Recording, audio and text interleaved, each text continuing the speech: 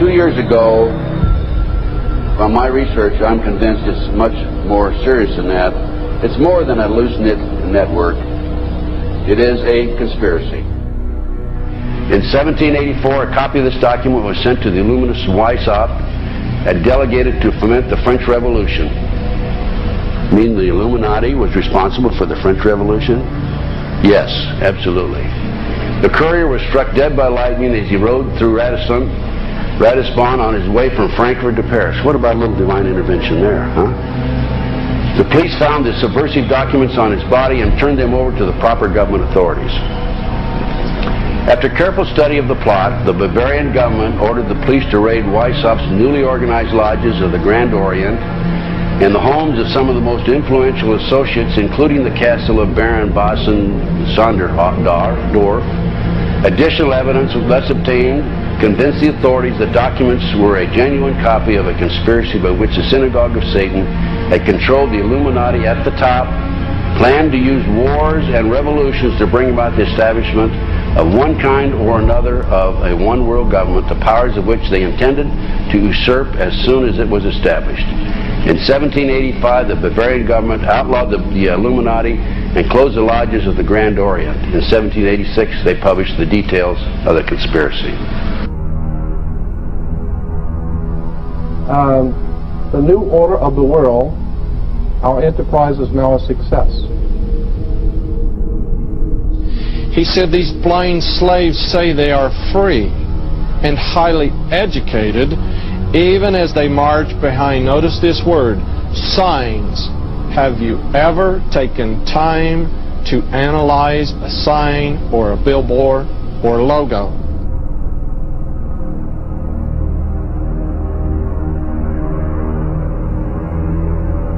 We'll start up here. In 1784, an act of God placed the Bavarian government in possession of evidence which proved the existence of the continuing Luciferian conspiracy. This explains the previous 9 pages, goes into it in detail. We don't have time to do it completely.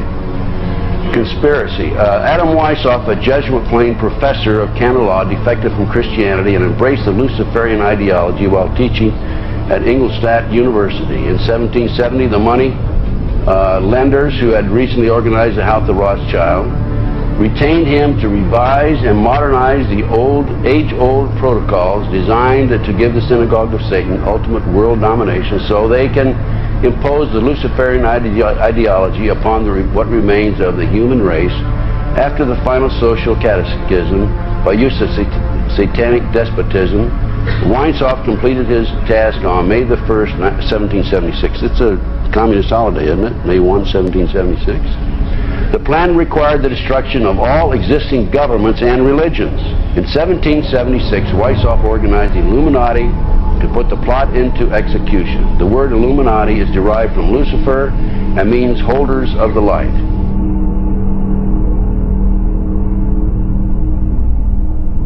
Weishaupt's revised plan required his Illuminati to do the following things to help them accomplish their purpose. 1. Use monetary and sex bribery to obtain control of people already occupying positions in high places in the various levels of all governments and other fields of human endeavor. Once an influential person had fallen for the lies, deceits, and temptations of the Illuminati, they were to be held in bondage by application of political and other forms of blackmail and threats of financial ruin, public exposure, and physical harm, and even death to themselves and their loved ones. Number 12. Told those present that they must use their wealth to have candidates chosen to public office who would be obedient to their demands and would be used as pawns in the game by the men behind the scenes. The advisors will have been bred, reared, and trained from childhood to rule the affairs of the world. Number 13, control the press. Number 16, infiltrate into the secret Freemasonry to be used for their purposes. That's been documented many times. Number 17, expound the value of systematic deception, use high-sounding slogans and phrases, and advocate lavish promises to the masses, even though they cannot be kept. I will not forget the wound to our country and those who inflicted it. I will not yield. I will not rest. I will not relent in waging this struggle for freedom and security for the American people. So I don't know where he is. Nor do, I just don't spend that much time on it. We will not tire. We will not falter. And we will not fail.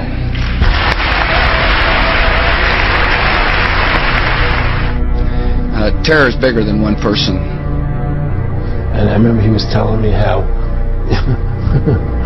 you're going to see soldiers looking in caves for people in Afghanistan and Pakistan and all these places, and there's going to be this war on terror, which is no real enemy.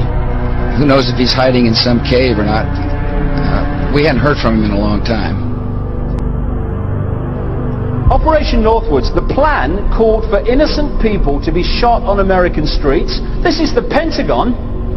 For boats carrying refugees fleeing Cuba to be sunk on the high seas. For a wave of violent terrorism to be launched in Washington, D.C., Miami and elsewhere. People would be framed for bombings they did not commit. Planes would be hijacked using phony evidence, all of which would be blamed on Castro to justify an invasion of Cuba 40 years ago. An aircraft at Elgin Air Force Base would be painted and numbered as an exact duplicate for a civil registered aircraft belonging to a CIA proprietary organization in the Miami area. At a designate time, the duplicate would be substituted for the actual civil aircraft and would be loaded with selected passengers, all boarded under carefully prepared aliases. The actual registered aircraft would be converted into a drone, remote controlled plane, their word for it. Takeoff times of the drone aircraft and the actual aircraft would be scheduled to allow a rendezvous south of Florida. I mean, he's been tested unlike any other president. This 9/11.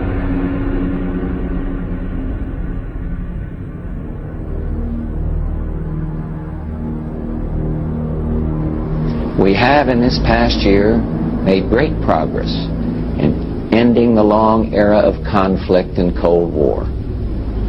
We have before us the opportunity to forge for ourselves and for future generations a new world order, a world where the rule of law, not the law of the jungle, governs the conduct of nations.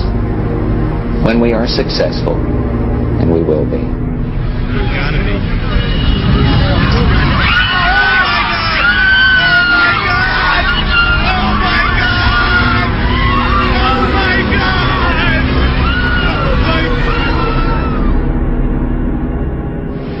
He argued that the use of any and all means to reach their final goal was justified on the grounds that the ruler who governed by the moral code was not a skilled politician because he left himself vulnerable and is in unsuitable position to his throne. He said those who wish to rule must have recourse to cunning and to make-believe because great national qualities like frankness and honesty are vices in politics.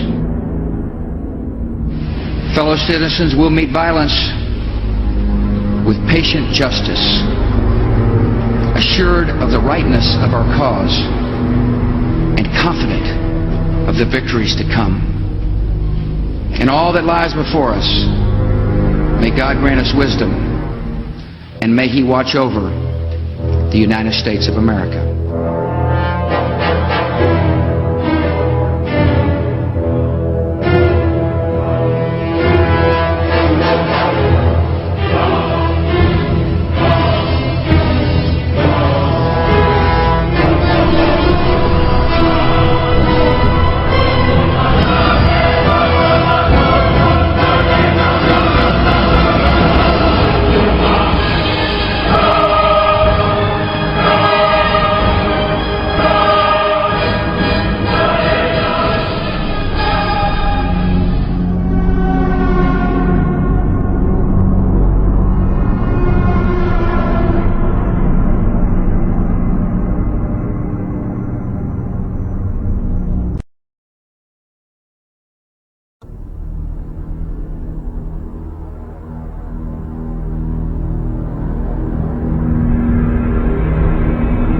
Union Banking Corporation was liquidated by the U.S. government, and Prescott Bush received $1.5 million for his holdings in his Nazi business, and that was the beginning of the Bush family fortune for all intents and purposes. George Bush takes his inspiration from what he learned in Skull and Bones and from the Thule Society that Hitler and Goebbels and Goring cut their teeth in, Bohemian Grove, these evil organizations that perpetrate the ugly things that these criminals are doing to this country, for which they must be held accountable. They are the most violent, dirtiest people on the face of the earth. Somewhere Americans are going to have to take their country back and start finding out who are these people. Who are these people we call our representatives, the Bushes. George Bush, the president, his father, went around the country talking about a new world order. The people who are running this country from behind the scenes do not care a thing about Americans or bloodshed anywhere.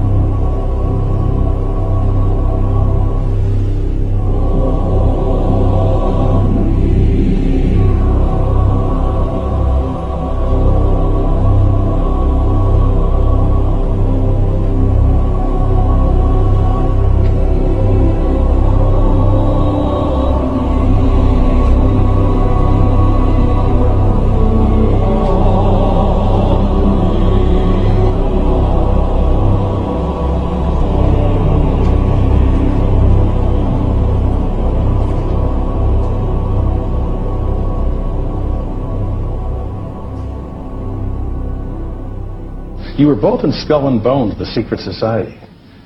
It's so secret we can't talk about it. What does that mean for America?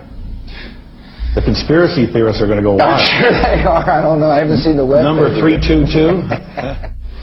Sir, were you a member of Skull and Bones in college in Bush? Were you in the same secret society? That's all right. Let me answer this question. Whoa! Don't chase me! I can't do it!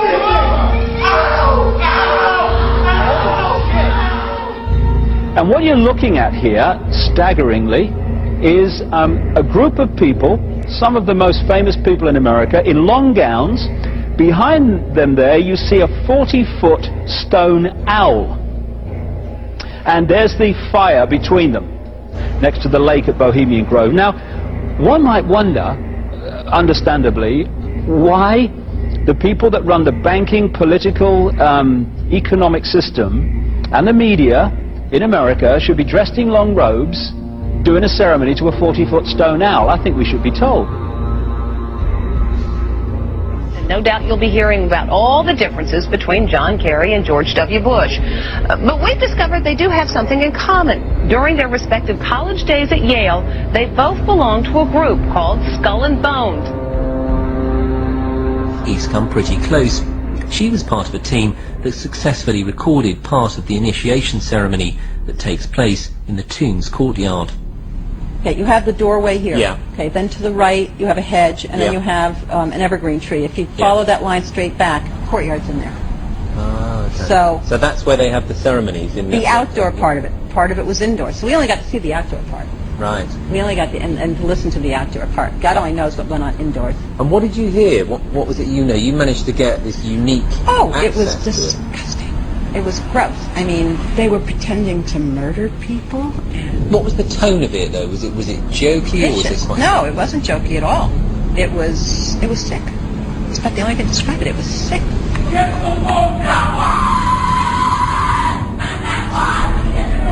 What you're hearing is the first recording ever made of the Skull and Bones initiation ceremony.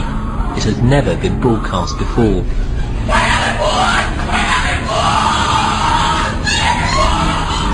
15 new members of the club are being introduced into the macabre rituals of Skull and Bones by the senior students who are about to graduate. The club has what some might see as a strange fascination with death, skulls and bones. There's the chants too, difficult to hear first of all, but including the devil equals death, death equals death.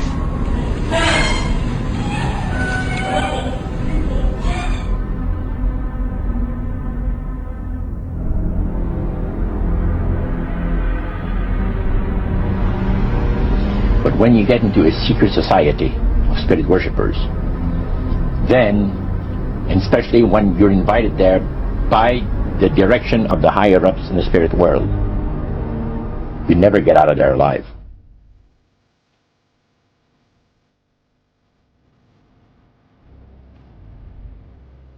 And he told us, he says, look, we worship spirits.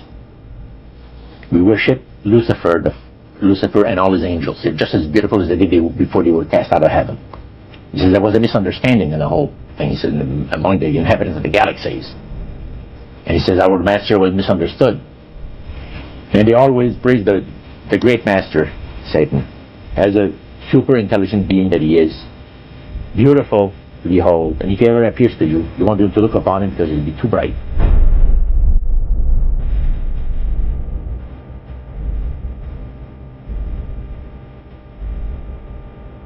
What have Herbert Hoover, Art Linkletter, Jack London, and Richard Nixon all had in common?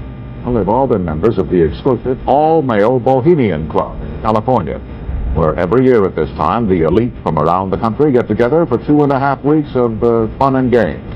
Among its members are businessmen like Leonard Firestone and Edgar Kaiser, and political figures like Gerald Ford, Henry Kissinger, William French Smith, and George Shultz. President Reagan, Vice President Bush, and Defense Secretary Weinberger are members of other camps. Richard Nixon is a Bohemian, and so are high-ranking executives of such companies as Eastern Airlines, Standard Oil of Indiana, and Bank of America. Privacy is one of the Grove's most cherished virtues. Members may not photograph, record, speak, or write about activities at the retreat. While many public officials are Grove members, the press is a distinctly unwelcome guest.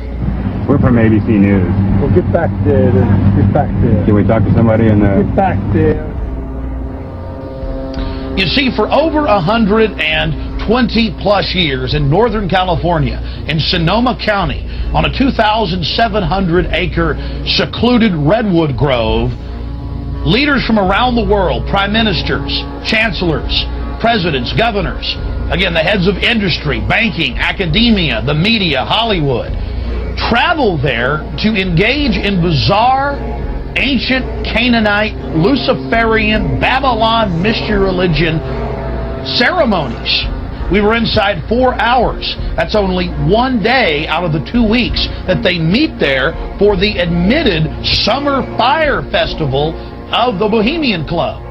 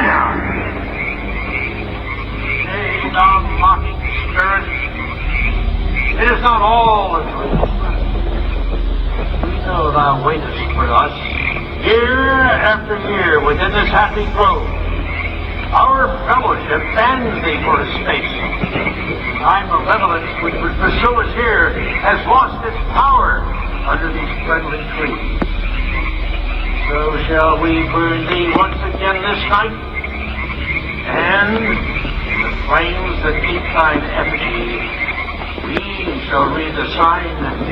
Midsummer sets us free. He shall burn me once again.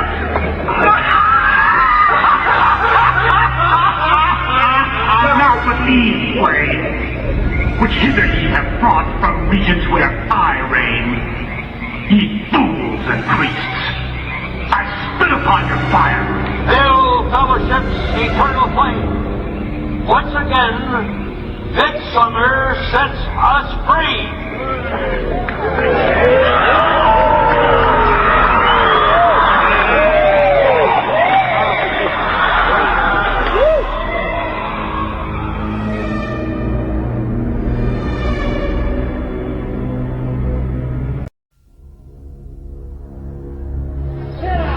The Bohemian Club, as you say, the Bohemian Club, that's where all those rich Republicans go up and stand naked against redwood trees, right? I've never been to the Bohemian Club, but you ought to go. It'd be good for you. Get some fresh air.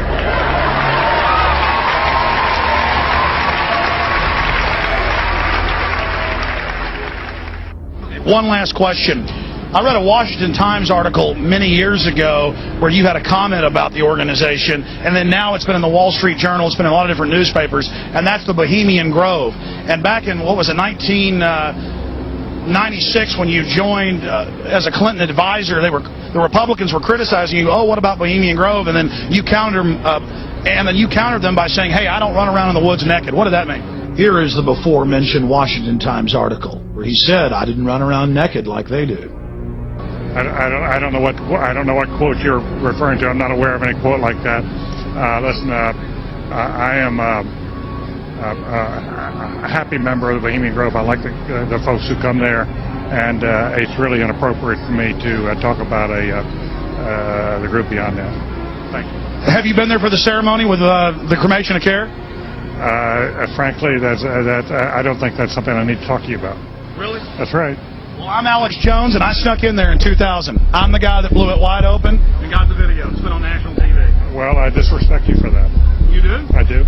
But there's a lot of big public officials going in there. Don't we deserve to know? I don't know anything about you, and I don't know anything about your film. But if you go in there with an understanding, you violated that understanding by releasing that film, and I don't respect you for that.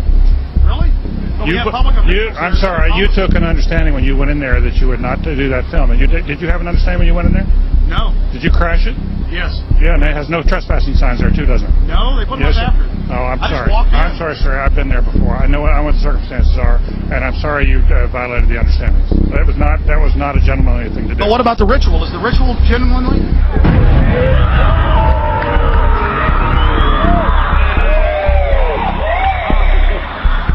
Sir, everything. I don't owe you this comment. I know. This is what's called ambush journalism, and I disrespect you for that as well. So thank you and goodbye. The ritual? That's none of your damn business.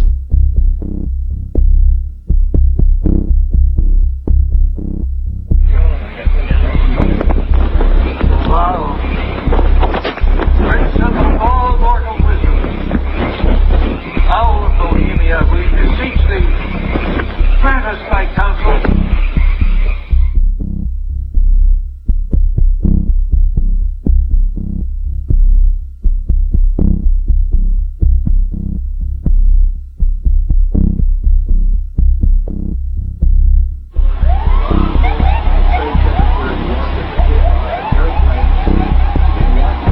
Oh my God! Oh my God! Oh my God!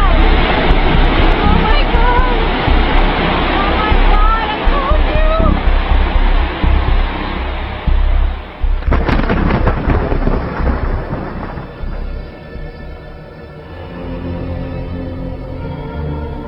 you. Today our nation saw evil, the very worst of human nature.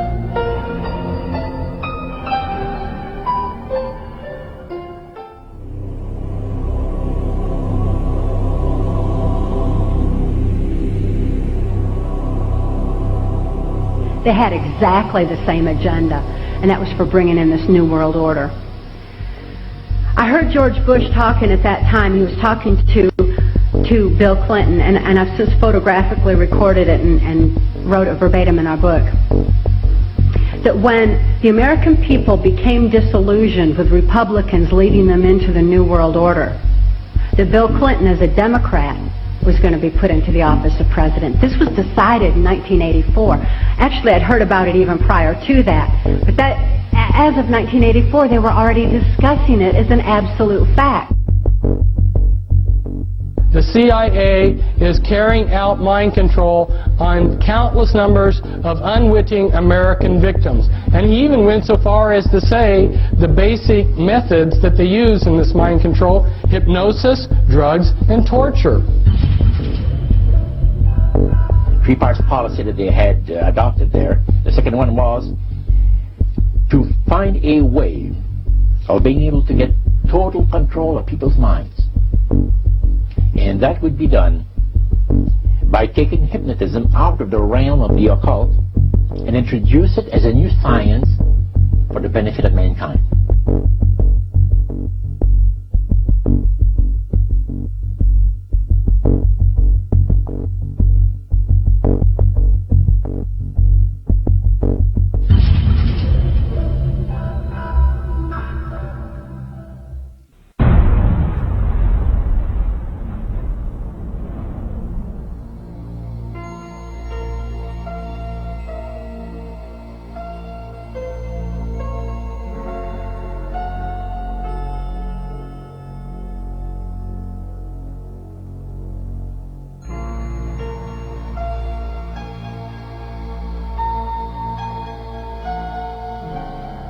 Reflecting a policy of genocide either against the Tibetan people themselves or against their culture.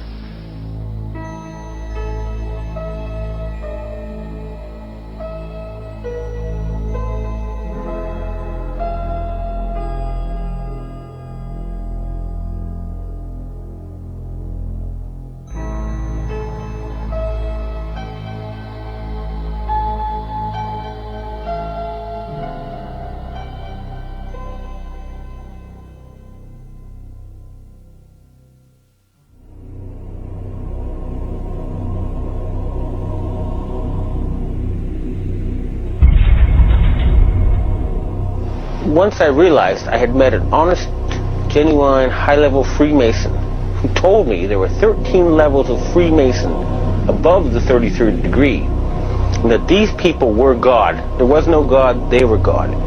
So I asked them about their plans to kill people, and they said, yes, there are too many people on the planet. We need to get rid of several billion, and war doesn't seem to work, so we're going to use disease and starvation.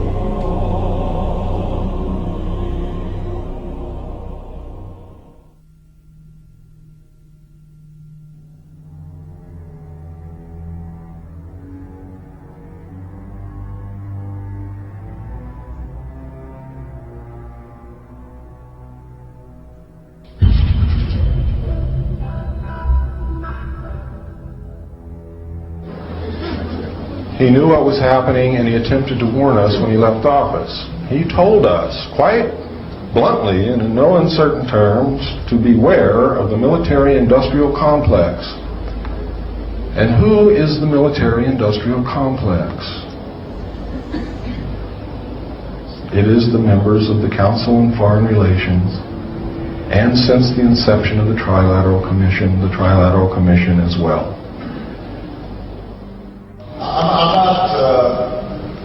The Council on Foreign Relations, I don't know if I'm an official member. I've spoken there before.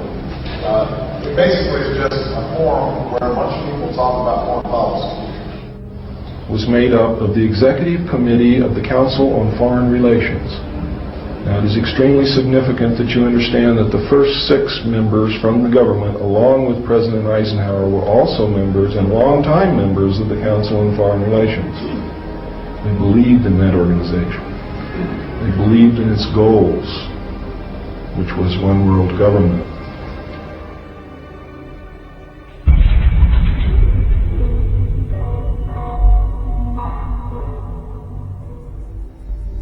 Number 15, create industrial depression and financial panic, unemployment, hunger, shortage of food, use this to control the masses or the mobs and use the mobs to wipe out all those who dare to stand in the way. Well, I'll tell you right now, every expert I talk to is talking about food shortage.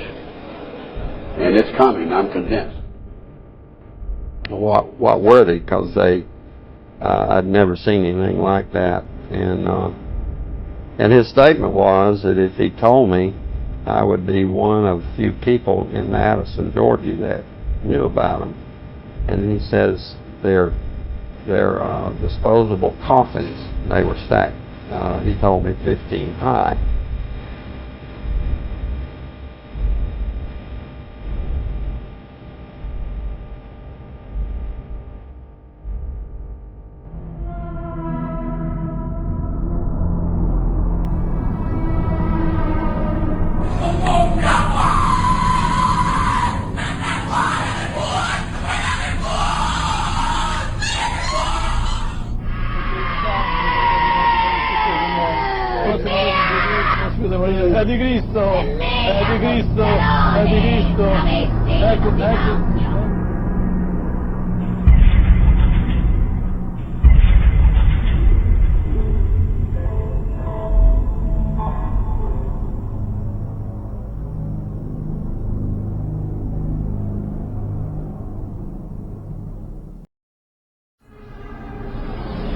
One of the driving forces behind this movement, the Illuminati, is the satanic cult movement in this country today.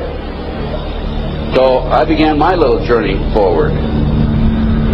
And one of the matters that I developed information about was an individual I learned about was Aleister Crowley. He likes to have his name pronounced Crowley to rhyme with holy. And the Satanists today, and for the number of years in the past, have basically used his philosophy and his writings as a guide. He had so many Masonic degrees that you could fill up 5 pages of a book with them. This guy was probably the most highly honored Mason in the world. He styled himself the wickedest man in the world. He believed himself to be the great beast. And he changed his name to Aleister Crowley, so it would add up in both English, Hebrew, and Greek Kabbalah as 666. In 1904, Crowley had a communication with an extraterrestrial being named Iwas. And this being, through his wife, kind of a channeling type operation, brought forth a book that was called the Book of the Law in 1904. And this book declared that the slain and risen God, i.e. Jesus, had stepped off the throne, and that a new God, the crowned and conquering child, was taking his place. As a result of this, Crowley proclaimed the end of Christianity and the start of Crowleyanity. Crowley taught that the way you could live forever was by vampirizing little children sexually. And he personally bragged of having slaughtered 150 male children in 1 year. This is why he was called the wickedest man in the world. And now listen to this sentence, folks, closely. For the highest spiritual working, one must accordingly choose that victim which contains the greatest and purest force. A male child of perfect innocence and high intelligence is the most satisfactory and suitable system. We're talking about human sacrifices.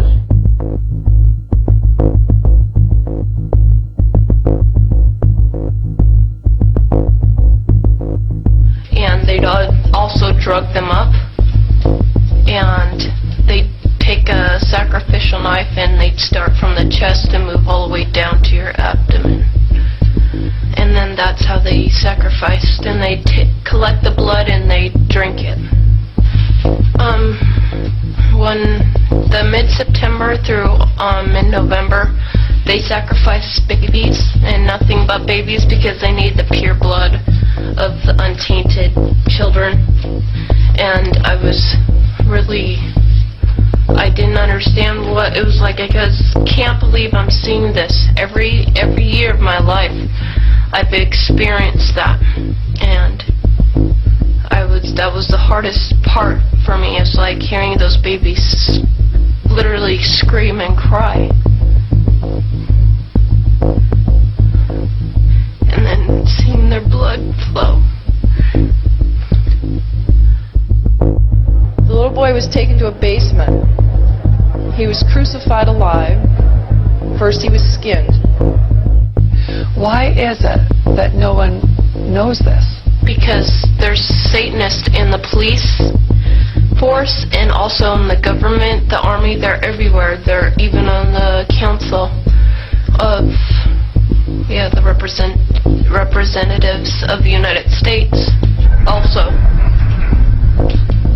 And they're silenced because this is not being exposed because they don't want it to be exposed. Because they're really good at lying and hiding things. Rebecca, what happens to the people that want to come out of Satanism? They get killed. They get followed. They get taken. They get sacrificed in front of the congregation of the Satanic Church. Why? Because they know too much information about the Satanists and who their names and places of where they keep the people underground, and they just know too much information. It's like being in a gang or in a mafia. You don't get out alive without consequences.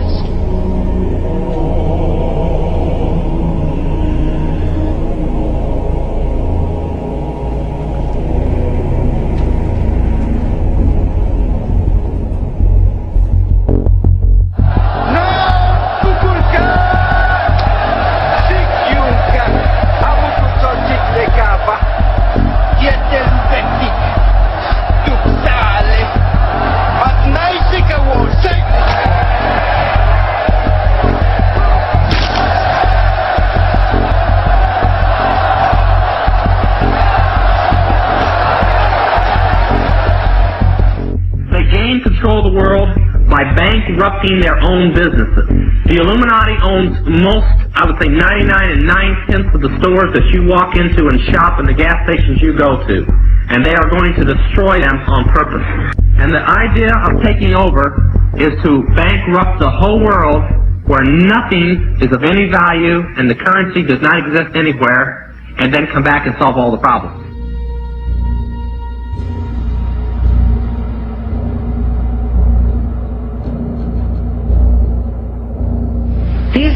These guys who are manipulating my mind and programming me for mind control purposes claimed, and these criminals in control of our country as well, claim to be gods, demons, and aliens in order that I feel totally helpless, in order that I felt like they were beyond my realm to affect.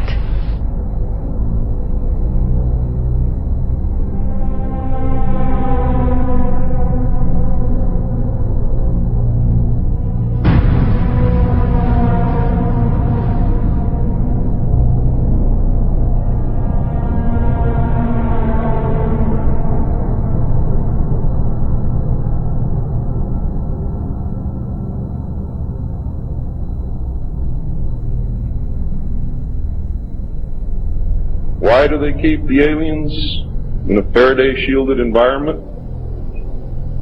Because they have a tendency to disappear right through walls. And if you can prevent the transmission of electromagnetic energy, you can stop them from doing it. Then, the medium said, we have a very special surprise tonight for you people. A spirit will manifest itself openly here in a few minutes. And right through the wall. Now the lights weren't terribly bright, but they were like living room lights. A couple of floor lamps, and maybe some of these. And that translucent being seemed to come right out of the wall. How did you feel right at that moment? It's almost like my heart stopped a little bit. Very weird feeling. So it was a lady in a beautiful evening gown, swirling.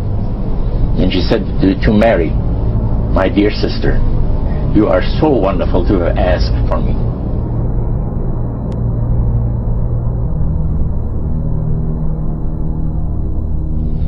So, he said the supposed spirits of the dead that you're talking with are demon spirits.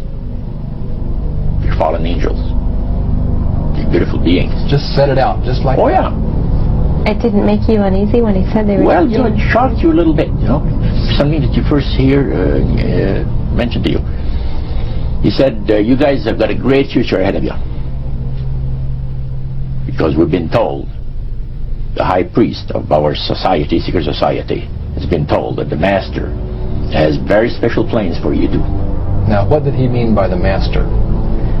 Satan. He said that she was made successful in her singing career by a dear friend of hers that was the same age as she, and died when she was 18 years of age. And Loretta was trying to get into the singing world, you know, but she says, I had no success at all. Until one night I was sitting in bed reading a book, and she says, who walks right through the wall but my friend, the spirit of my friend? And she says, Loretta, I'm going to make you a very famous person in singing Western country music, and I will be with you all the time. She said her voice went through me, the power. See? And you saw this in a television documentary? Yeah.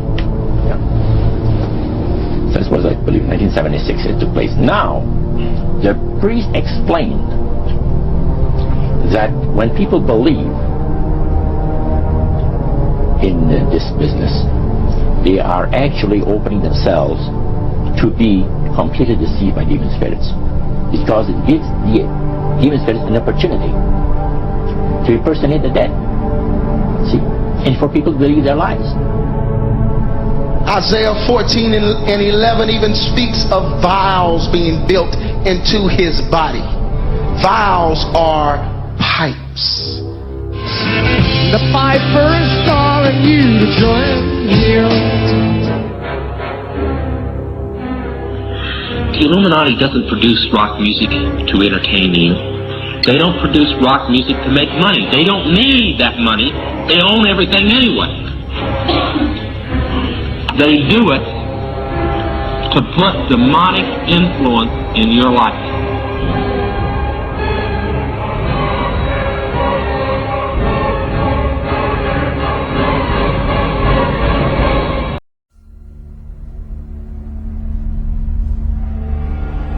Prominent men, meeting in secret, who directed the course of civilization, are recorded in the writings of all people. The oldest is the Brotherhood of the Snake, also called the Brotherhood of the Dragon, and it still exists under many different names. The Brotherhood of the Snake is devoted to guarding the secrets of the ages and to the recognition of Lucifer as the one and only true God. If you do not believe in God, Lucifer, or Satan, you must understand that there are great masses of people who do, and their beliefs and actions based upon those beliefs will affect me.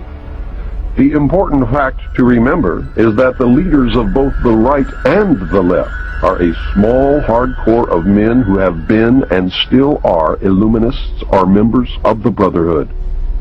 They may have been or may be members of the Christian or Jewish religion, but that is only to further their own ends.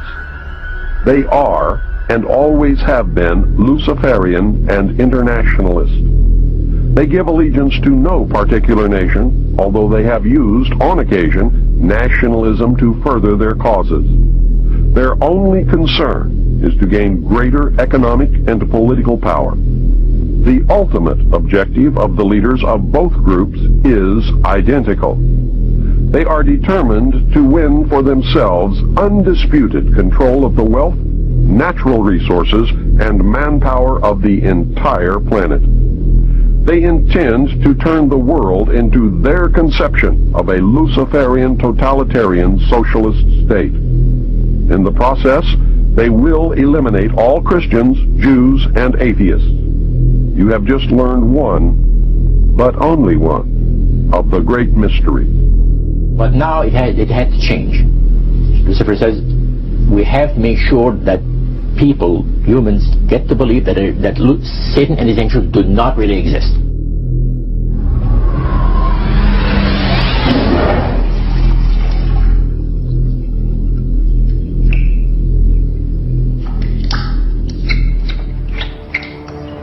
That's what they're trying to do.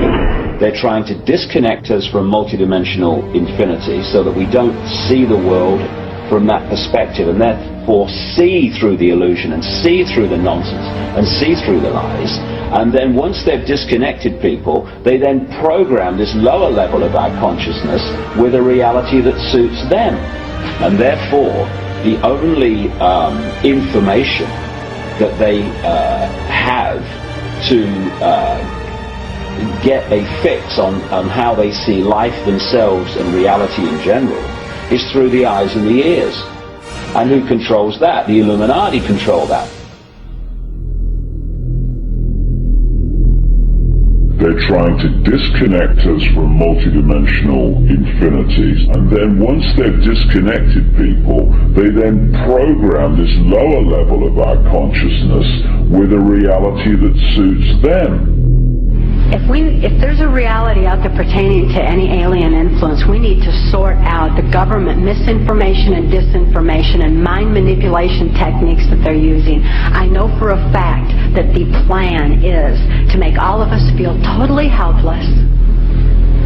That what's happening is beyond our realm to affect because we've been taken over by aliens.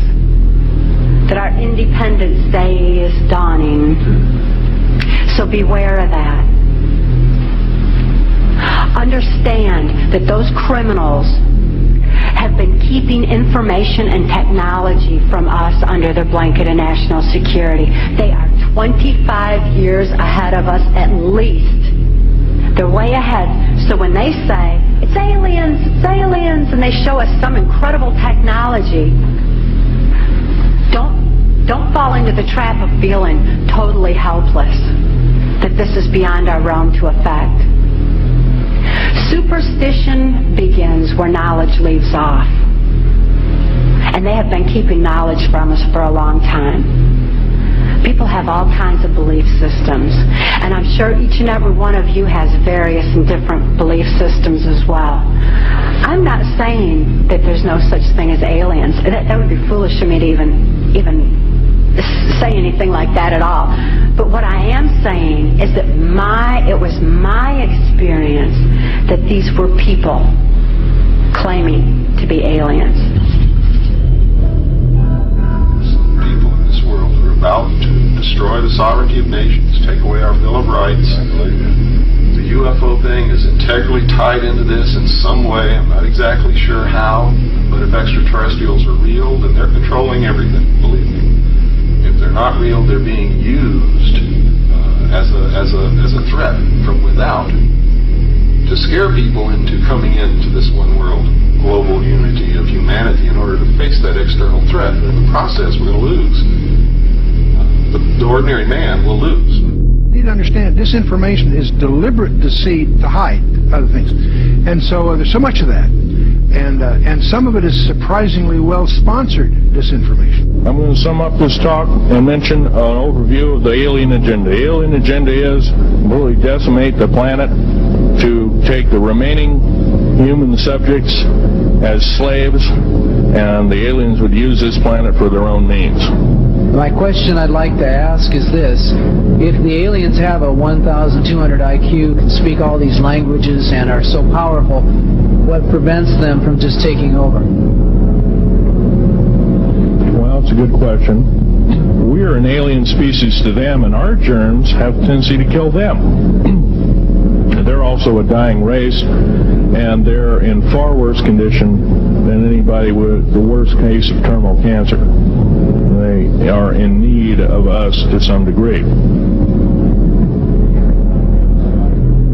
And some of it is surprisingly well-sponsored disinformation. So I think my question is actually to Clifford Stone. You said that you had seen aliens on a craft that had crashed. I wondered if you could describe what they looked like. I could,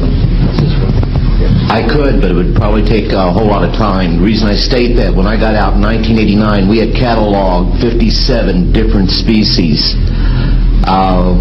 You have individuals that look very much like you and myself that could walk among us and you wouldn't even notice the difference.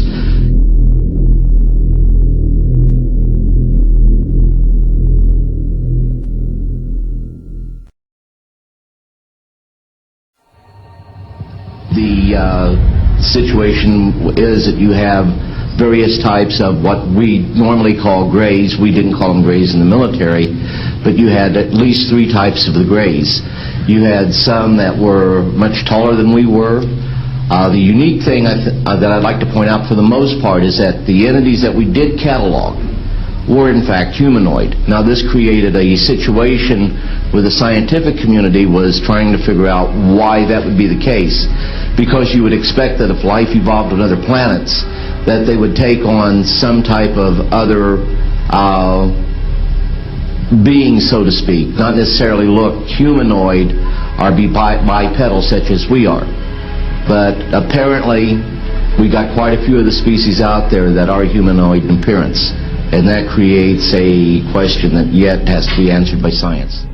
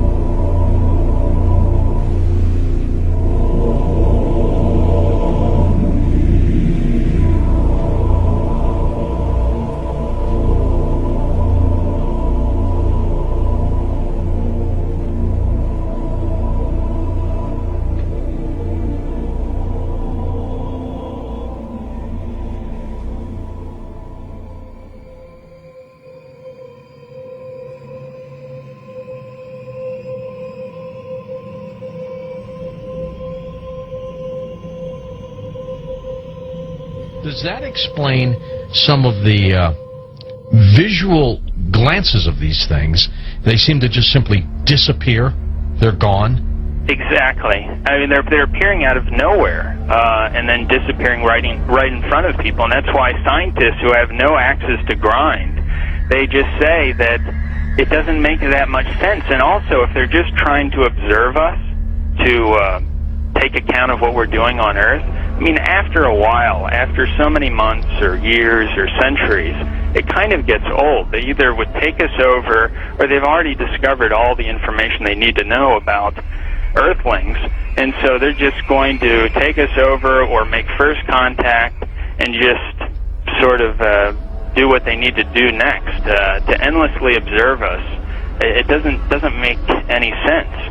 It's something where, and also see, if we have all these sightings, as you know much better than I do, where are they landing? We don't see them getting out to get anything to drink or to eat. We don't see them, they've never tried to make, contact with any large amount of people in a major city. And so this doesn't, and also all the endless medical procedures that the people who have claimed to have been abducted, why the endless medical procedures? I mean, if we're talking about such an advanced race of alien beings, they don't need to do that over and over and over again. Interesting perspective. Let's talk about some of the facts out there of evidence that may support your conclusion that the UFOs are spiritual phenomena, not physical, like so many other people also believe. What can we pinpoint again? Well, again, it's something where you cannot have a material or a physical being penetrating the ground, penetrating the water, appearing in front of people, then disappearing instantly, and then also changing colors, sometimes only when they're accelerating, with every color in the spectrum has been recorded.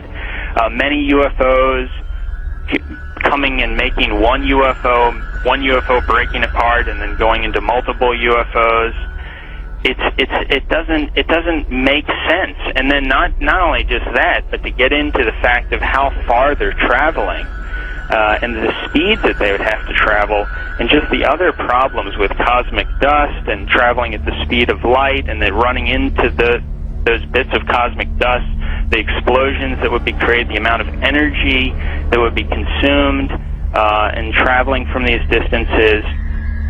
Just all those kinds of things really scream out that you're dealing with a spiritual phenomenon, not a material or physical phenomenon. There does seem to be a deception here, because I've always wondered, my gosh, if they're that benevolent, if they're that understanding of humankind, make yourself available.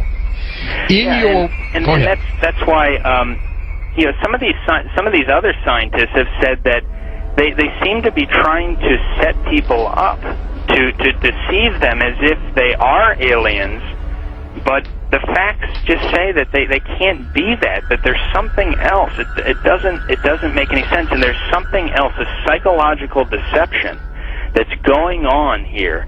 And many of these scientists say, I don't know what it is, but we've concluded that it's got to be that. It's got to be something bigger is going on here than just them trying to show people that, yes, here's a UFO that you're seeing now, we are aliens, that there's got to be something else going on here, on top of the fact that the characteristics of them show that they just cannot be some material or physical craft. Do you think humans are involved in the deception? I'm losing my voice here. I gotta pop it back. As far as I think there have been deliberate hoaxes that have been perpetrated.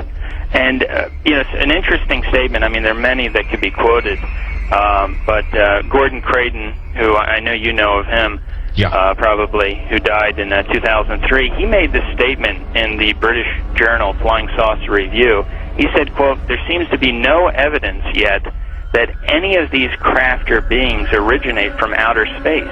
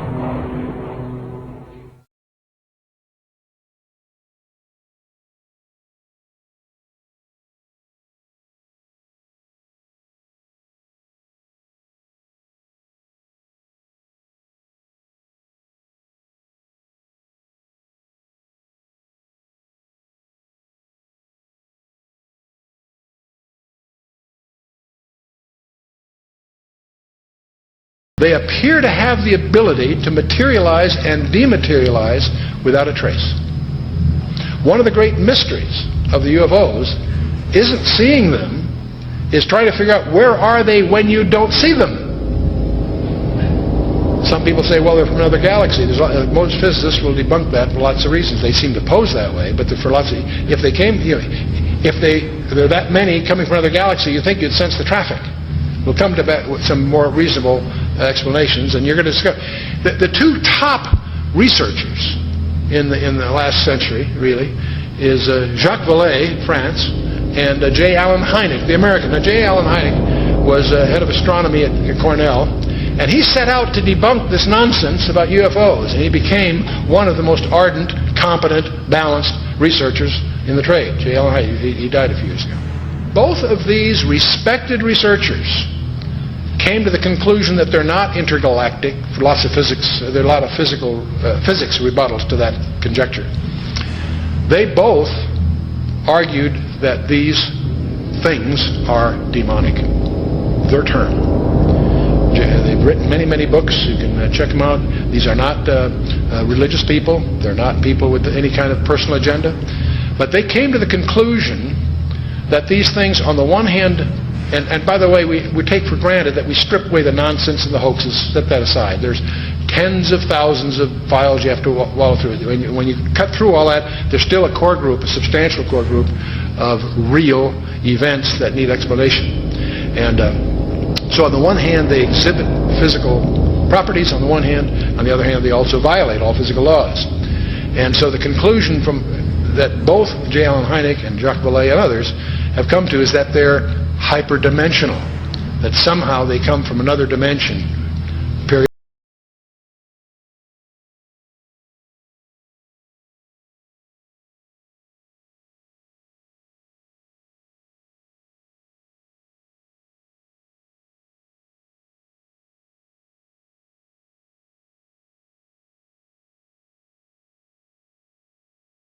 Are hyperdimensional. They're not from some other galaxy.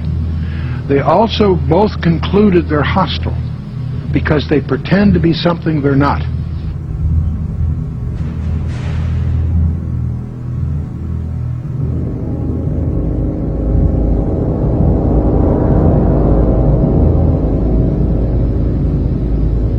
Guys getting the image?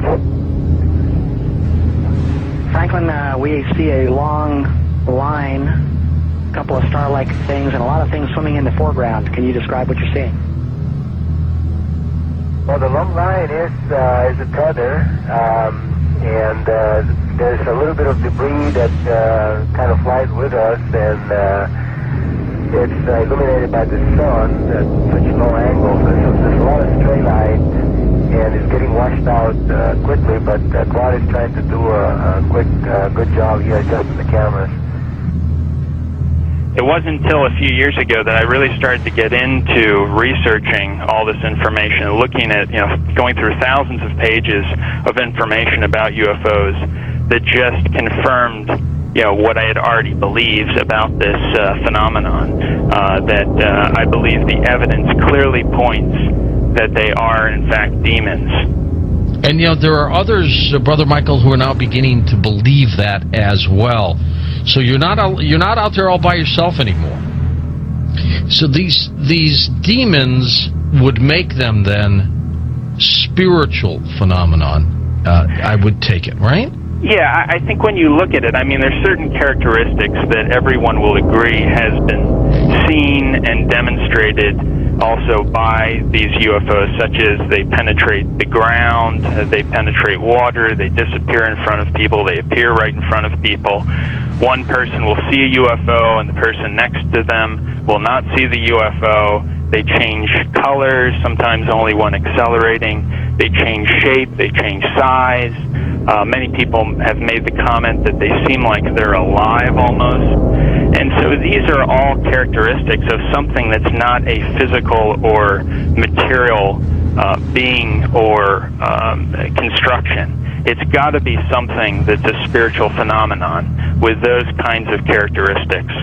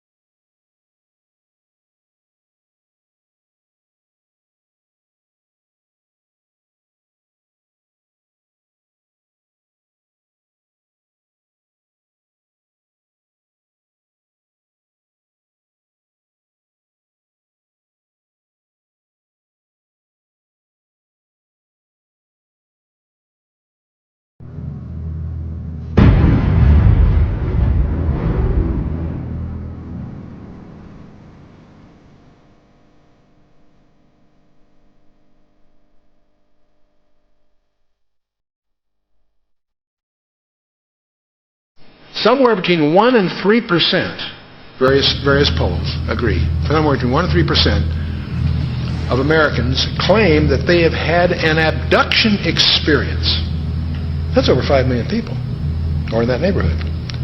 Not a few thousand deranged people, not a few, disaffected. This is, we'll talk a little more about this. This is a very, very disturbing phenomenon in the counseling profession. Now, part of the problem of the UFOs is they have some paradoxical behavior. On the one hand, they're seen by multiple competent witnesses. They are plotted on radar, sometimes multiple radars simultaneously. They leave tangible traces on the ground, sometimes radiation, evidence of burning and other things. So they are apparently real in the sense of being physical, on the one hand. There are photographs. Sometimes they show up on photographs, sometimes they don't. But here's the problem. While they seem to be tangible on the one hand, they exhibit behavior that can't possibly be physical. They can go in excess of 6,000 miles per hour without sonic booms. What on earth does that mean? I'd like to know how they do that trick. They've been plotted making right-angle turns at over 16,000 miles an hour. That defies the laws of physics. That's now perhaps the most disturbing thing of all. They appear to have the ability to materialize and dematerialize without a trace. In his book, Secrets of the UFOs, ufologist Don Elkins made the following observation. I have found that some people can achieve the contact phenomenon simply by being hypnotized, and the same general message permeates over 90% of the millions of words received by thousands of people around the world. No one knows what hypnosis is. No one knows what goes on in the mind. It's an altered state of consciousness like yogis and witch doctors have been practicing. It loosens the normal connection between your spirit and your brain, and of course if the hypnotist can't control you, make all kinds of suggestions, make you think things are happening that are not happening, make you think you have powers that you don't, experiences that you haven't, even implant memories. Other beings, if there are other minds out there, they could also do the same thing.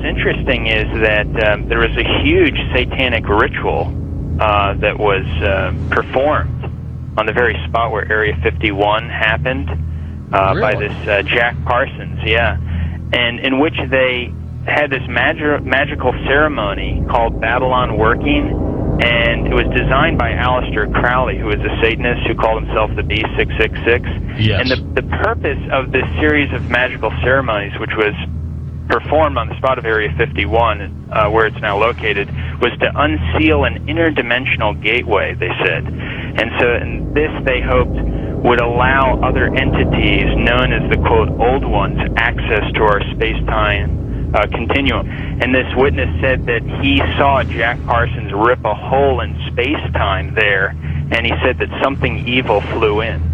And one other interesting point is that Aleister Crowley, who was a Satanist, who called himself the B666, as I just mentioned, he claimed to have contact with some kind of alien named Lamb. And this Lamb, he drew a picture of this alien that he was in contact, receiving messages from this being. And the picture that he drew of this alien, it's a striking resemblance to the common gray E.T. drawing.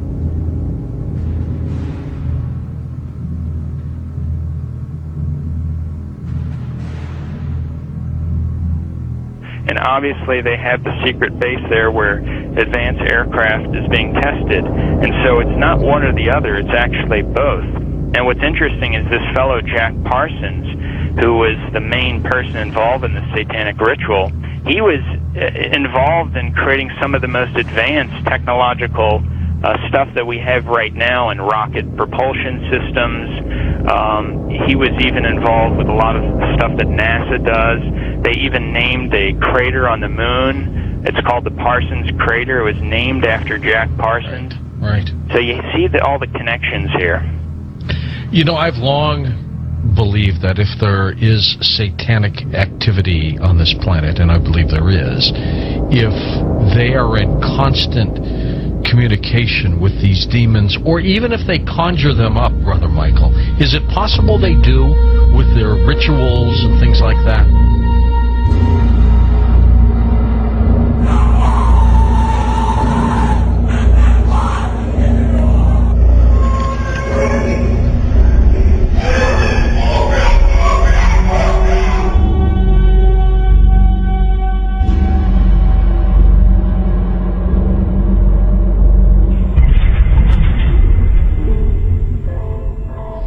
The chief advisor to Queen Elizabeth I, Sir John Dee, he was a Kabbalistic black magician.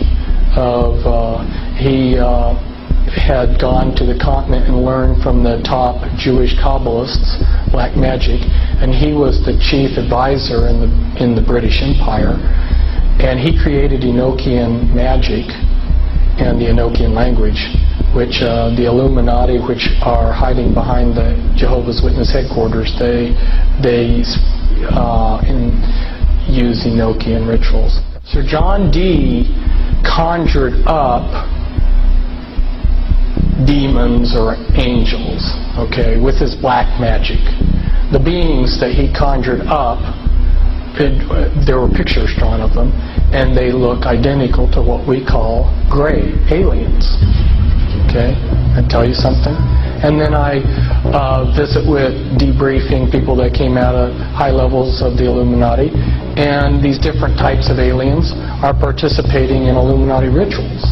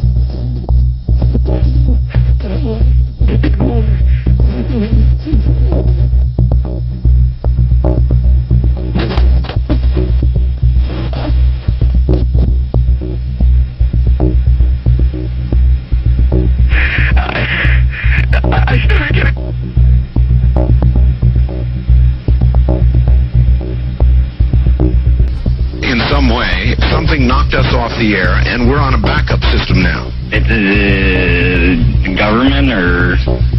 I don't know. It has to be something, though. Well, did you hear? Now, you tell me, because you were listening. That was awful strange. There was a really weird guy on the air when it went off? Yeah. Hello? You didn't disconnect me before, did you? Were you on earlier tonight? No, not, towards the end of the last hour, you said, east of the Rockies, you're on the air, and your voice was immediately replaced by the operator saying, your party has not connected. Oh, well, see, as you can now tell, I don't screen calls. So what happened, obviously, was that I answered the phone just at the very instant that you had been ringing, as long as they were going to let you ring. Yeah. And so that occurs, obviously. Sometimes I go to a line and it's dead and nobody's there, and that's what's happened. You know, we just were on the cusp there. Anyway, I'm glad you made it back through. Yeah, you got all my paranoia buttons running. I always get very nervous when I call you. I'm Brian. I hung up on you last week. I see. And I just figured, damn the torpedoes. I'll just do this and let the chips fall where they will. All right. Everybody, I am the Area 51 caller. That's my statement, and let you or whatever tear it apart. You claim you're the Area 51 caller? I am the man. How do you account for the fact, Area 51 caller, okay, that part of the way through your spiel, the satellite went down? I have no idea, and it scared the heebie-jeebies out of me that night. I've called a number of times on your specialty line nights doing different, kind of wacky characters, and I didn't know what you wanted me to do. I knew it was very difficult for me to prove to you, but I just thank you for your patience in dealing with me up to this time.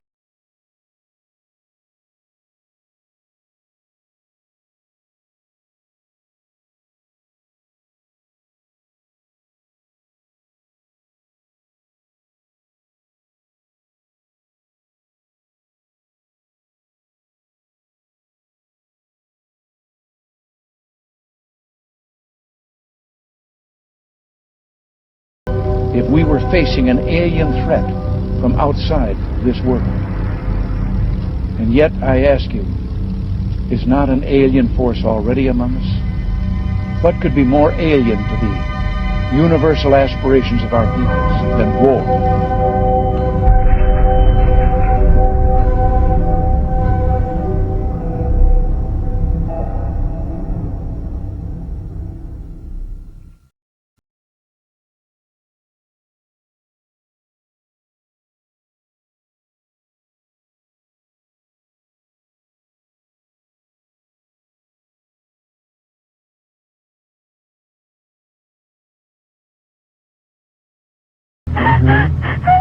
We bind all the powers of darkness, don't you worry. Who are you? Who are you? The Keeper? Rebecca? Rebecca, Keeper, get out of the way. I command you to stay out of the way. Rebecca? Yes? Say, I, Rebecca. I, Rebecca. Want love. Stay out of the way, Keeper. Stay out of the way. I want love. I want out. I want out. Say, I put my trust. I put my trust. In God. In God. In God. Stay out of the way, Keeper. God. Libera, Maria, no, maligno, maligno, è Cristo più forte. Cacciali via, di la verità. Di la verità.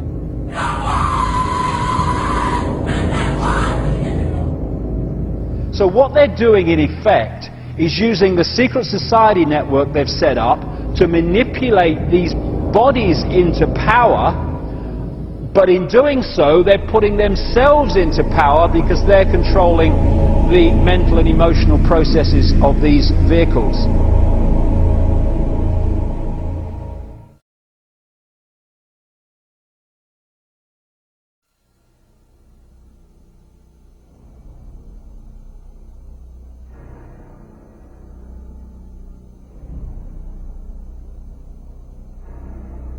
There are many different kinds of entities that do not have a human form, that operate just outside of human sight, and history has recorded them as demons and all this stuff. But the reptilian part of it seems to be very significant to the controlling systems on the planet today.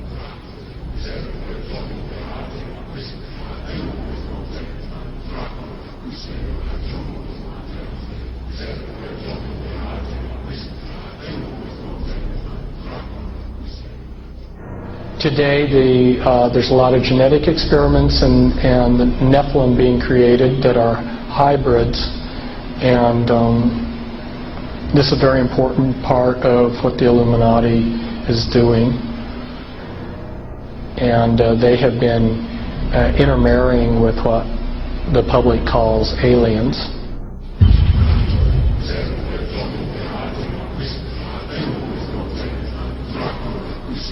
So that these people aren't human as we would know human. They've been pretty thoroughly demonized.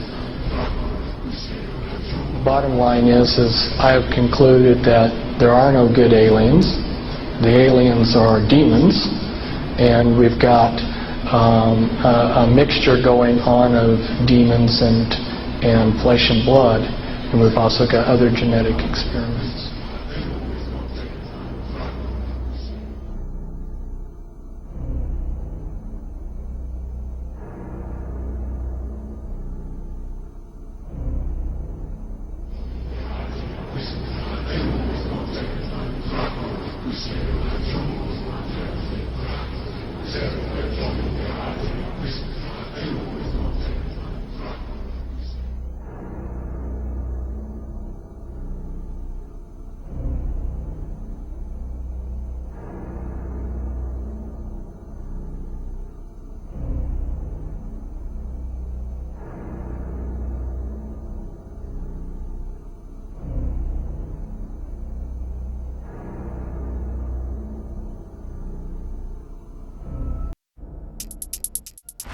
They have a vibrational sympathy with that which interbred with them.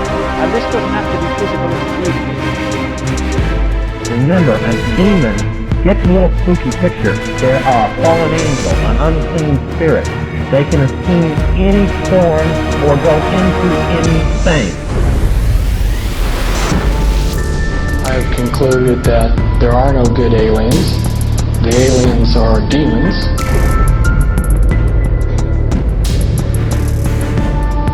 We can establish through this testimony that these objects of extraterrestrial origin have been tracked on radar going thousands of miles per hour, stopping and making right-hand turns. That they use anti-gravity propulsion systems, which we have already figured out how they work. That extraterrestrial life forms have been retrieved, and their vehicles have been taken and studied thoroughly for at least 50 years.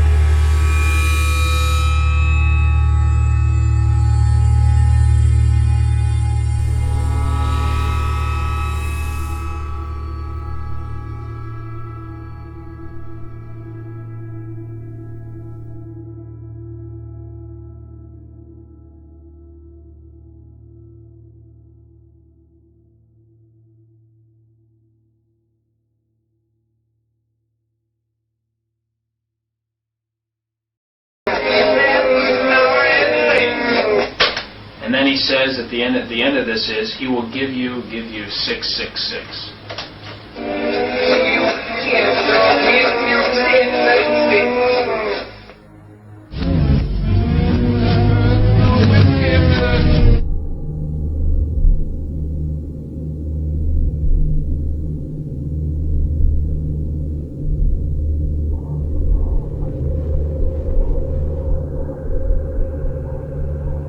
Behind them is a cult of evil, which seeks to harm the innocent and thrives on human suffering.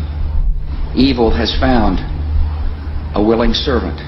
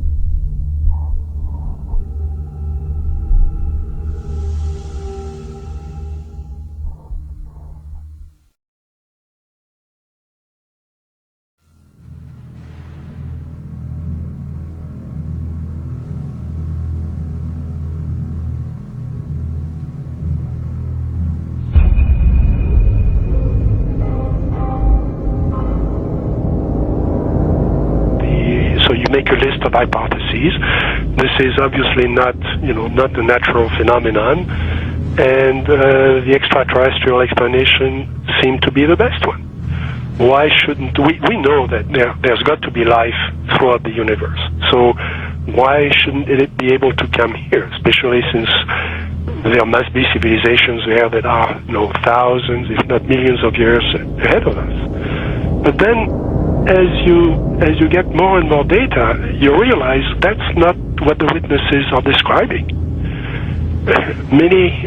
What the witnesses are describing is something that, in many cases, comes out of nowhere, disappears into nowhere. There are cases of objects becoming transparent on the spot, physical objects, material objects. And I have no question that people have said, well, Vallée doesn't believe this is physical. Well, of course it is physical. It's material at some times, but it can also change shape. It can also merge with other objects, and it can also disappear on the spot. Well, if it does that, then it could be from anywhere, anytime.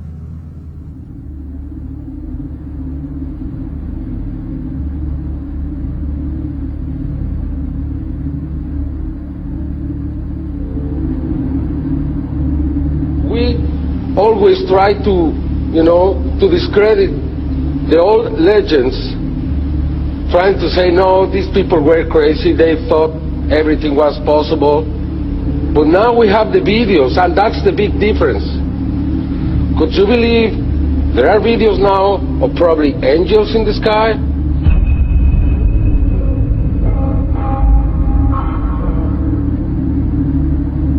And then I started looking at some of the things that didn't fit. And one of the things that I had to ask is, when did this actually start? Every UFO book starts with, on June 24, 1947, Kenneth Arnold saw something about Ukrainians. Well, that's not really true. I mean, we have data from the 30s and the 20s and from 1896 and 1897 all over the United States, and then you can go back in history. And many people don't want to hear that. They want to hear that this is, if you follow the first level extraterrestrial theory, then ETs, discovered us when the atom bomb went off and they came here to study us. Well, that's not what the data says. So when did it start? And I found an enormous wealth of data going back to medieval times and even before. Of course, as you go back in history, you lose the cultural context, and it's harder to understand the data. But in medieval times, there were records, especially the records of the church, that were kept very, very carefully about strange phenomena. You know, the skeptics are always saying, well, give us your best case and we'll take it apart.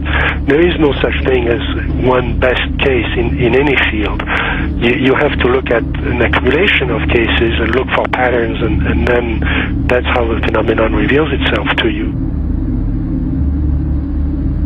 And for a long period of time, or for a period of time, I believed it was extraterrestrial. I now believe it is interdimensional, the phenomena. In other words, we're looking at so-called spirit beings from another dimension. And I back this up in the new book by equating it to ancient manuscripts where these beings manifested to human beings and what their reactions were, and then comparing it to reactions present day of people who have had encounters, and the similarities are striking. Because first of all, you say to yourself, why would let's say anyone deliberately crash saucers in Roswell, New Mexico, and then allow the bodies to be retrieved? What are these bodies, in fact? And it took me a long time to figure this out. And this is a theory, okay? There's a difference between the grays, the little guys, right, that we see that have now been enculturated with the big black slanted eyes that are about 4 feet tall. All right, those, let's just call them the grays because pretty much everyone knows them as grays.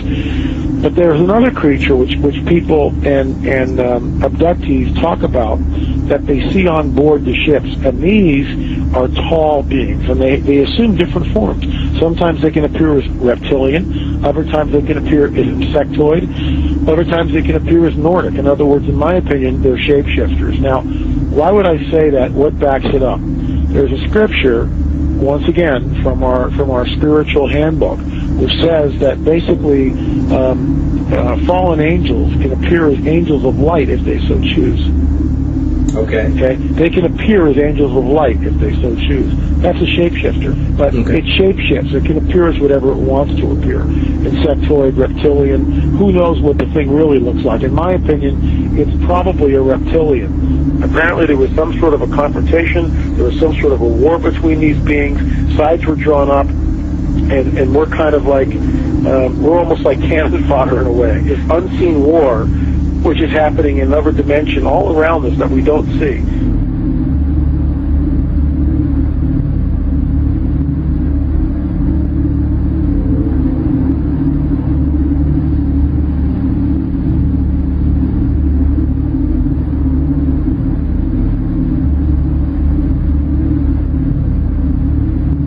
So my point is this: what if the Greys are nothing more than some sort of a biological suit that enables the demons, let's say, to interface in this dimension? That's what I think the Greys are. That's why they're expendable. Me thinking, I wonder if there's some sort of like a biological clone or some sort of a, you know, a body, if you will, that these demons could interface, inhabit, and then, of course, move about in this three-dimensional time-space continuum.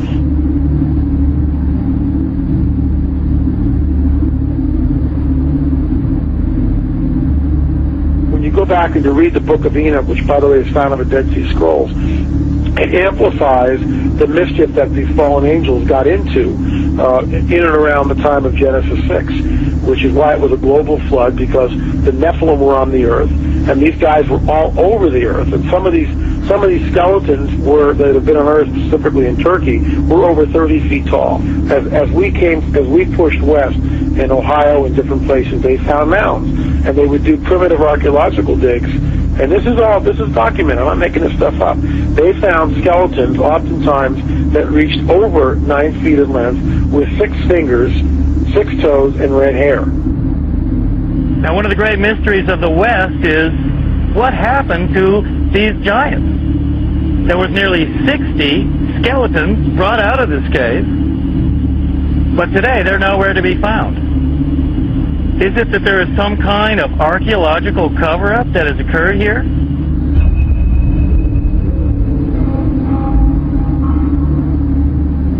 The main point is that that term is used of angels, fallen angels, and the offspring of those fallen angels with human women has produced a hybrid called a Nephilim. In the Hebrew, the term means the fallen ones. Also, the term is gigantes, which doesn't mean giants, it means earthborn. There was a gene pool problem on the planet Earth. Is that where the Bible then says that Noah was perfect? He wasn't perfect as his generations. Verse 9. He was perfect in his generations. The word perfect is tamim, meaning physical defects. You know, when you see something like that, it's overwhelming. It will change your worldview. And is that the coming great deception that ancient manuscripts warn us of? Here's a prophecy from 2,000 years ago, that what is coming on the earth will be so bizarre that even the elect would be deceived if that were possible. An object videotaped by many and seen by thousands over several nights in the Arizona sky in 1997. Major sighting here.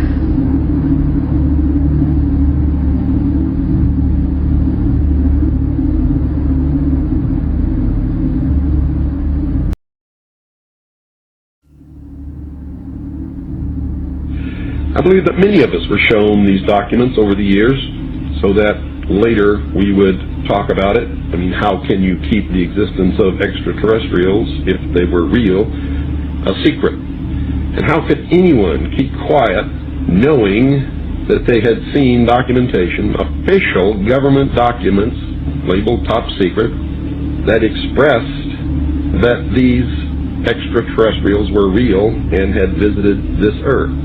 I wanted to know just how true all of this was, and I began a program of research to find out if extraterrestrials were real. What I discovered was amazing. What I discovered, ladies and gentlemen, is that there has been a plan in existence to create an artificial extraterrestrial threat to this earth in order to create a one-world totalitarian socialist government. All the bombardment of the public with movies about flying saucers in the 50s, right after the United Nations Treaty was signed and the UN Participation Act was pushed through Congress, and all of the incidents since that have convinced the majority of the American people that flying saucers are real and extraterrestrials exist, and that flying saucers are from an extraterrestrial origin. This is being promulgated in many ways, by television commercials, in the movies, in the newspapers, by creating incidents either real or imagined.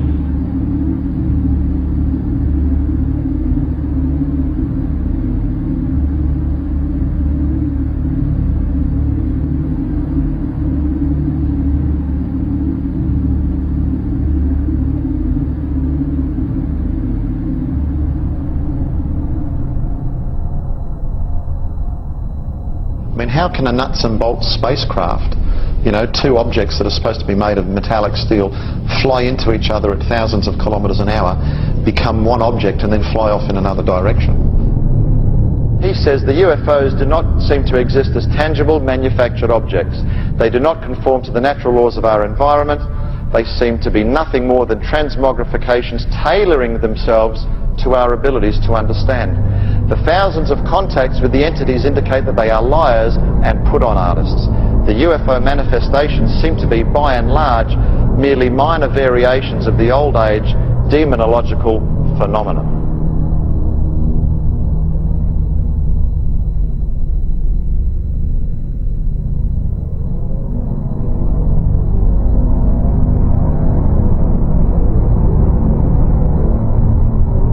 Again, the researchers will show you that the messages being received are deceptive in nature. They will tell you things like, well, we've come from Venus or Mars in the 60s, that was the messages. Well, we now know that's impossible. Now they say they come from Sirius or Orion or Zeta Reticuli or somewhere far off, where we can't test those claims. And that's the problem. And some of the stories they've told us, like that, we know to be demonstrably not true. And if someone comes to you, Chris, and tells you a story and does all these things and says, I'm here to help you, but then does brutal things to you and then lies to you, then I don't think trust is a good place to start.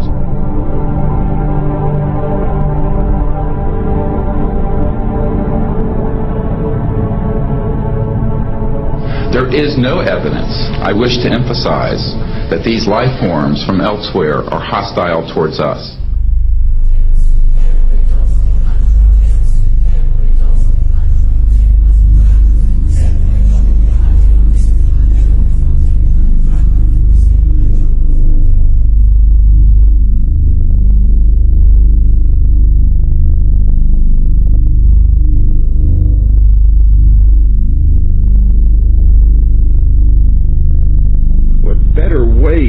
Implement a plan to bring about a one-world government than to create the possibility in the minds of the people of the world that we are being threatened from some other species, from some other planet, and do it in a way that if anybody questions it or challenged it or wants to talk about it publicly, that they are ridiculed.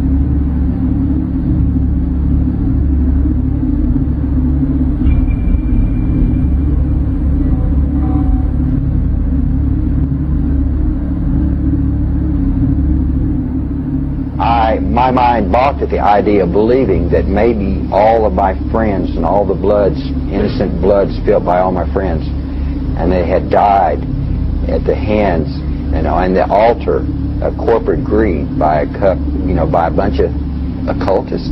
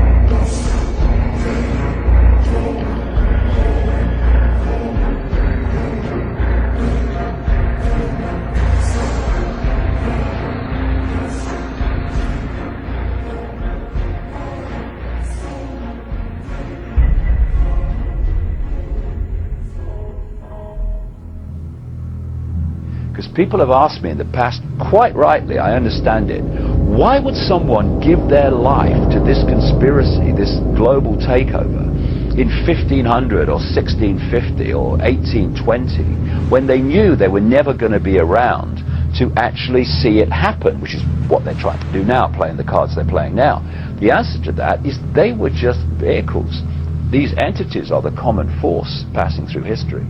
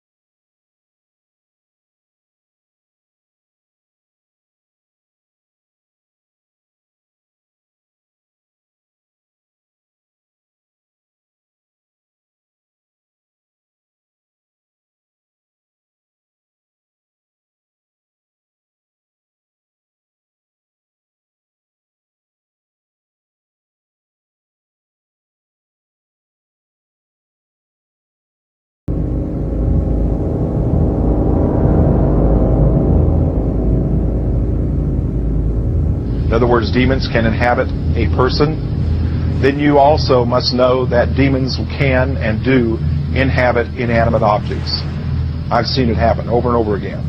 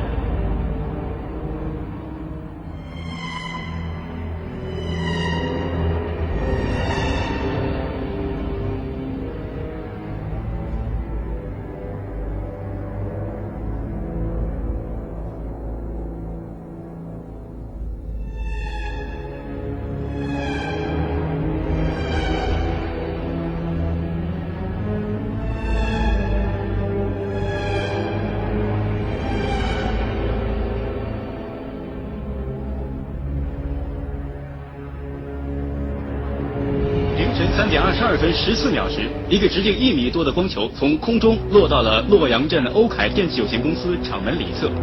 落到地面后，这个光球就不停地抖动。约45秒钟后，抖动加剧，并开始变形，长出圆形的四肢后，迅速向厂区移动。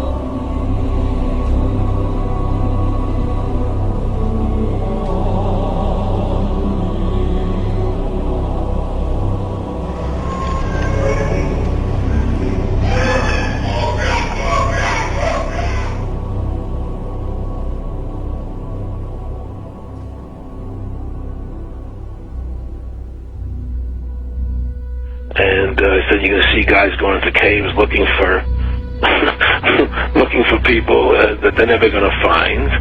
You know, he was laughing about the fact that you have this war on terror. There's no real enemy. He's talking about how by having this war on terror, you can never win it because so it's an eternal war, and so you can always keep taking people's liberties away. And I said, how are you going to convince people that this war is real? He said, but the media can convince everybody it's real. I mean, you know, it's just that you keep talking about things, you keep saying it over and over and over again, and eventually people believe it. or war on terror begins with Al-Qaeda, but it does not end there. Multiple intelligence estimates have warned that Al-Qaeda is actively planning attacks on the United States homeland from its safe haven in Pakistan.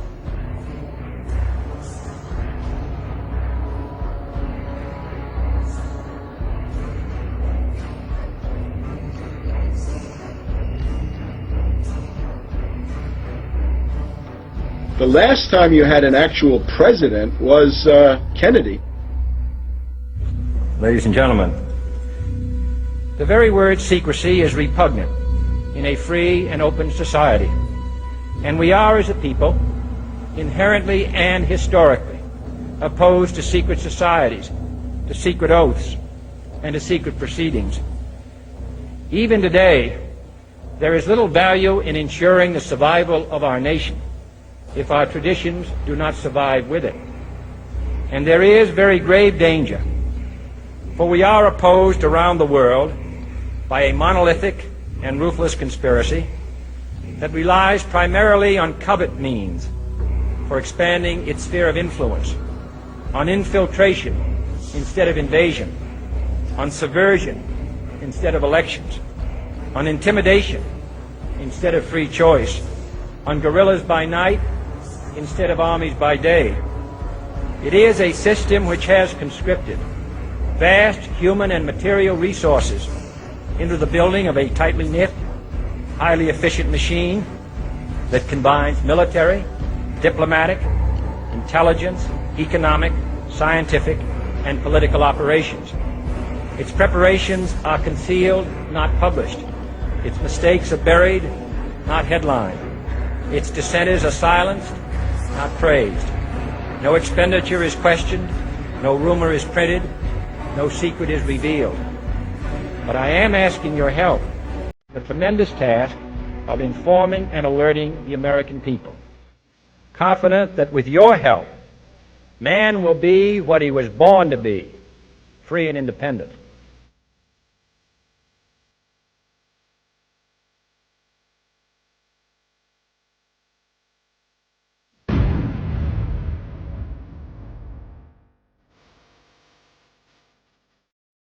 For I have complete confidence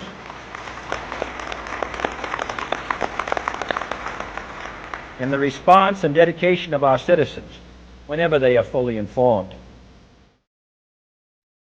When we are successful, and we will be, and we will be,